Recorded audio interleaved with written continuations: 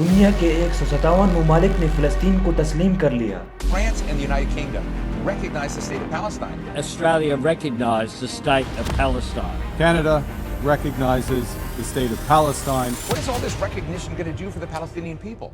लेकिन सवाल ये है, क्या इससे असल आज़ादी भी मिल सकेगी या फिर ये सिर्फ एक कागजी तस्दीक है जो ग्राउंड रियलिटी को नहीं बदलता।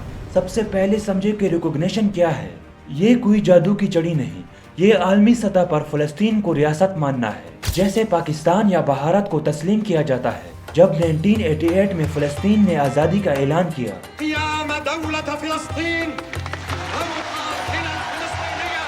तो फौरन 94 ममालिक ने तस्लीम कर लिया। रिसेंटली न्यूयॉर्क में 22-23 सितंबर 2025 को फ्रांस और सऊदी अरब की मुश्तरका मेज़बानी में एक समिट हुआ, जहां बहुत से ममालिक ने फ़लस्तीन को रियासत के तौर पर तस्लीम किया। फ्रांसीसी सदर मैक्रोन ने ऐलान किया कि फ्रांस फ़लस्तीन की रियासत को तस्लीम करता है। Aujourd'hui, l'État de Palestine. उसी के साथ बेल्जियम, लग्जमबर्ग, माल्टा, मोनाको और अंडोरा भी शामिल हो गए। इससे पहले 21 सितंबर को बरतानिया, कनाडा, ऑस्ट्रेलिया और पुर्तगाल ने भी यही कदम उठाया।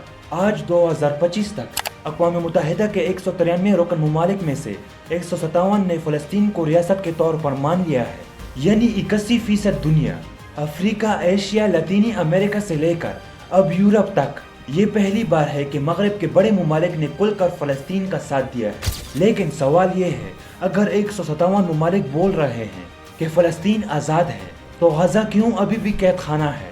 रिकॉग्निशन के बावजूद आज भी फ़लस्तीन अक़वाम मुत्तहिदा का मुकम्मल रुकन नहीं है और उनके बॉर्डर्स अब भी मुतनाज़ है। तो क्या सिर्फ नाम की रिकॉग्निशन काफ़ी है, जबकि ज़मीन पर टैंक और बम गिर रहे हो? अमेरिका और इसराइल अब भी मुखालफत कर रहे हैं। फ़लस्तीनियों की आज़ादी में सबसे बड़ी रुकावट अमेरिका है। इसके अलावा 36 ममालिक ऐसे भी हैं जो अभी भी फ़लस्तीन को तस्लीम नहीं करते, जिनमें अमेरिका पहले नंबर पर है।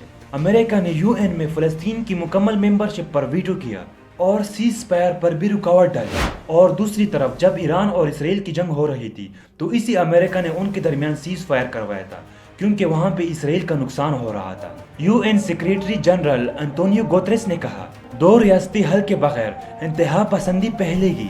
Without two states, there will be no peace in the Middle East. ये बिलाशुबा एक सफारती कामयाबी है, लेकिन ज़मीनी हकीकत अभी भी वही है।